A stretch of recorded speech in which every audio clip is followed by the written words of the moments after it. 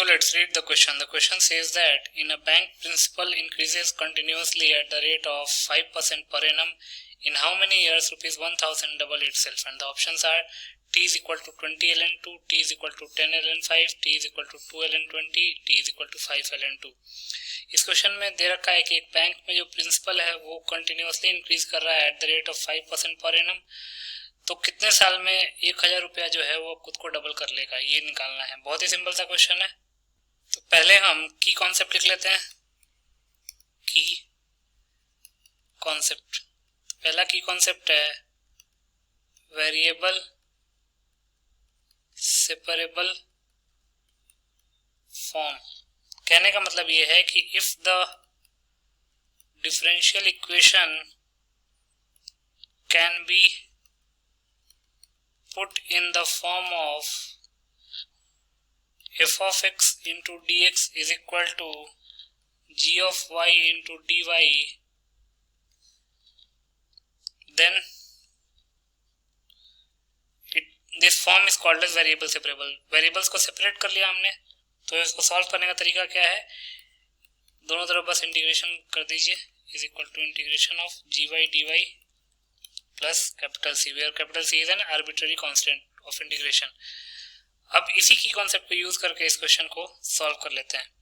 तो मान लेते हैं let capital P be the principal at any time t। तो according to the question dp upon dt को हम 5% इंटू पी लिख सकते हैं, क्योंकि क्वेश्चन में दे रखा है कि जो प्रिंसिपल है वो कंटिन्यूसली इंक्रीज कर रहा है at the rate of 5% per annum. तो प्रिंसिपल जितना होगा उसका 5% is equal to rate of increase of principal with respect to time.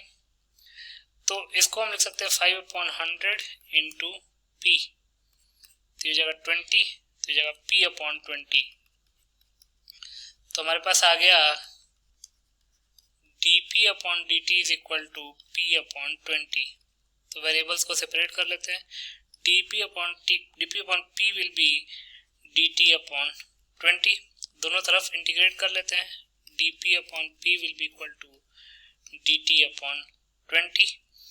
अब ये हो जाएगा log p is equal to t upon 20 plus log c।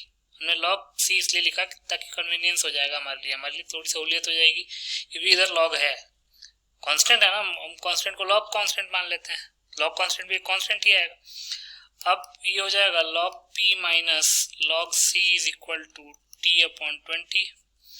log की प्रॉपर्टी अप्लाई करते हैं तो जाएगा log p upon c is equal to t upon 20।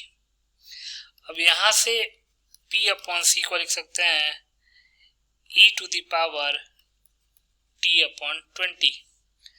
तो इसको सिंप्लीफाई करेंगे तो क्या हो जाएगा, p is equal to c times e to the power t upon 20। ये आ गया हमारे पास। अब when t is equal to 0, जब t 0 है तो p क्या दे रखा है, 1000 रुपीज। तो इस इक्वेशन में पुट कर देते हैं, तो पुट करेंगे तो क्या आएगा, 1000 is equal to c into E to the power 0। E to the power 0 की वैल्यू हो जाएगी 1, तो c की वैल्यू हो जाएगी 1000 के इक्वल। c अगर 1000 हो गया तो p क्या आ गया हमारे पास, therefore p will be equal to 1000 into E to the power t upon 20। अब क्वेश्चन में पूछा हुआ है कि कितना टाइम लगेगा प्रिंसिपल को डबल होने में, मतलब 2000 होने में।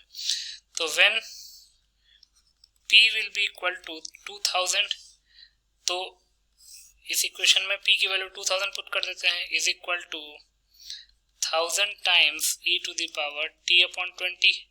1000 इंटू 2 2000 होता है, तो जगह 2 is equal to e to the power t upon 20। अब क्या करते हैं, दोनों तरफ log ले लेते हैं,